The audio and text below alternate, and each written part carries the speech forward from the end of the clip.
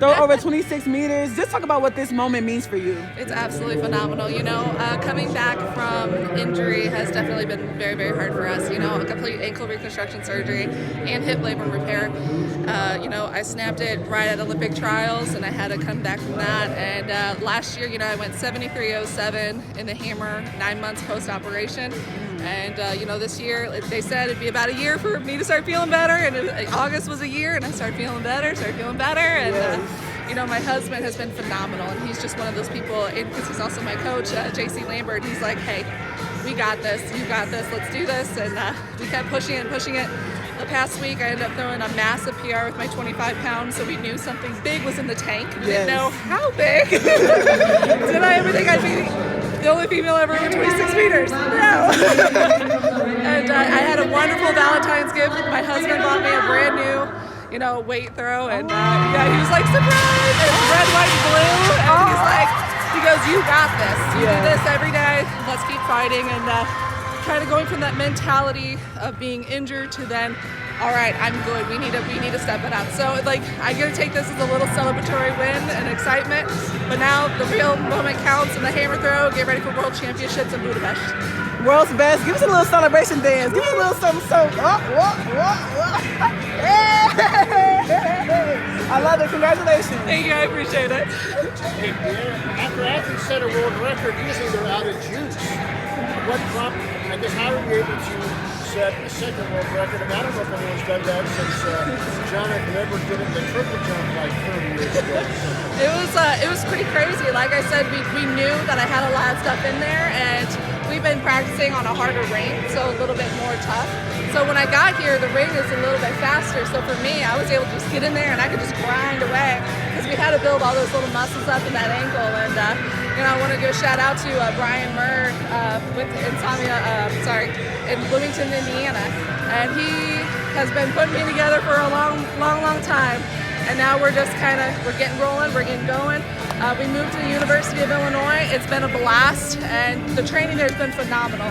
And having that freedom to be able to throw when I want, lift when I want, and being able to inspire kids has been my dream and my goal my whole entire career. So being able to, throw a world record, I knew there was more in there. I warmed up over 25 meters, which was huge for me. So to me, there's a lot in the tank. But after that 26, I definitely was feeling it, and I was very tired. But it was just kind of nice because I just knew that if I cranked those feet and kept it nice and flat, that thing was going to go somewhere. And I was very fortunate that it did.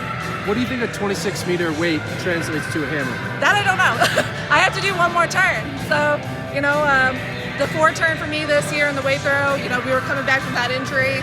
And so I didn't feel confident doing the 4 turn. I still in practice doing 4 turns with the hammer throw. So to me, it's just keep working, keep grinding.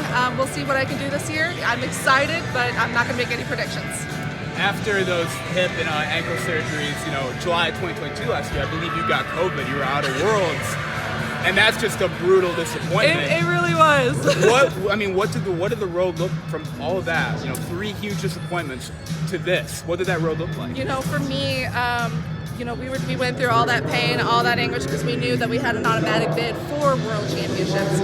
And when leading up, we had such a small window. I wasn't able to train until about January, actually start really trying to get after it. And that's only, August, September, October, November, December. So that's 5 months post-operation just for the ankle and only 4 months for the hip. And so for me, that was... It was hard. We were grinding every day. There would be one day I'd feel fantastic, and then the next day I couldn't walk. And it was so mentally exhausting that every minute and every day I was just like, what's today going to be? And so for me, whenever I did get COVID, I was determined. I was still going to go. I was still going to compete. And my husband, he kind of saw the writing on the wall, but I kept going to practice.